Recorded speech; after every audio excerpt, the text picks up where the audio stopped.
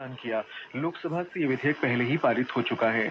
वक्फ संशोधन विधेयक 2025 का उद्देश्य विरासत स्थलों के संरक्षण और सामाजिक कल्याण को बढ़ावा देने के प्रावधानों के साथ ही वक्फ परिसंपत्तियों का समुचित प्रबंधन करना है।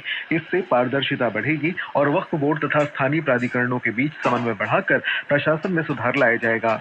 विधेयक का उद्देश्य मुस्लिम महिलाओं, विशेषकर विधवा और तलाकशुदा औरतों की आर्थिक तथा सामाजिक स्थिति में सुधार लाना भी है। इसके तहत वक्फ बोर्ड में विभिन्न मुस्लिम संप्रदायों और महिलाओं का प्रतिनिधित्व सुनिश्चित कर बेहतर प्रशासन के लिए बोर्ड को और अधिक समावेशी बनाया जाएगा। विधेयक पर चर्चा का जवाब देते हुए अल्पसंख्यक कार्य मंत्री किरेन रिजिजू ने कहा कि इस अधिनियम से मुस्लिम समुदाय के करोड़ों निर्धन लोग लाभान्वित होंगे। उन्होंने कहा कि नरेंद्र मोदी सरकार सबका साथ सबका विकास के लक्ष्य को लेकर आगे बढ़ रही है। संसद ने मुसलमान वक्फ निरसन विधेयक 2024 को भी स्वीकृति दे दी है। ये विधेयक मुसलमान वक्फ अधिनियम 2023 का स्थान लेगा। संसद ने मणिपुर में राष्ट्रपति शासन लगाए जाने की पुष्टि करने वाले सांविधिक प्रस्ताव को स्वीकृति दे दी है।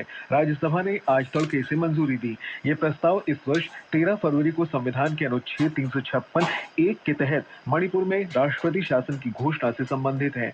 लोकसभा इसे पहले ही मंजूरी दे चुकी है। प्रस्ताव पर चर्चा का जवाब देते हुए केंद्रीय गृह मंत्री अमित शाह ने कहा कि पिछले वर्ष नवंबर से मणिपुर में किसी हिंसा की खबर नहीं है। उन्होंने विपक्ष से इस आरोप का खंडन किया कि मणिपुर में राष्ट्रपति शासन स्थिति से निपटने में नाकाम रहने पर लगाया गया है। उन्होंने कहा कि राज्य के मुख्यमंत्री के इस्तीफे के बाद कोई भी पार्टी सरकार बनाने के लिए आगे नहीं आई। इसे देखते हुए वहां राष्ट्रपति शासन लगाना पड़ा।